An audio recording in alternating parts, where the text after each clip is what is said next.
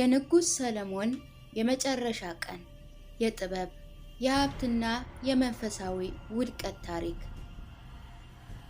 በታሪክ ውስጥ እጅግ በጣም ጥበበኛ ገዥ ተብሎ የሚከበረው ንጉሥ ሰለሞን ታላቅ ጥበብን፣ እጅግ ብዙ ሀብትና ታላቅ ስልጣንን ከመለኮታዊ በረከት ተቀብሏል።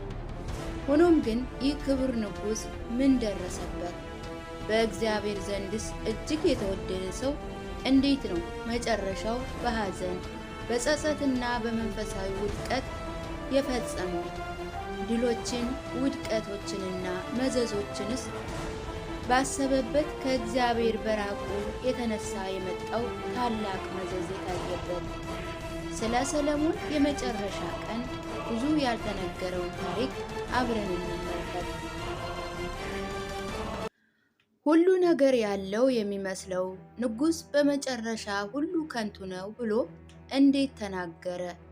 እና ለዛሬ ሕይወታችን ታሪኩ ምን ማለት እንደሆነ ያግኙ። የሕይወቱ ጥልቅ ትምህርቶች አሁንም ሕይወታችንን የሚነኩትን ለመረዳት እስከ መጨረሻው ይቆዩ።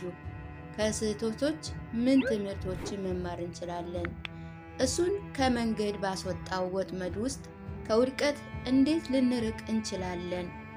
ይህ ታሪክ ከንጉሣዊ የሕይወት ታሪክ በላይ ነው። በኩራት በፈተናና በቁሳዊ ሀብትም መሳሳብ ከተታለለ ማንኛውም ሰው ጋር የሚያስተጋባ ታሪክ ነው።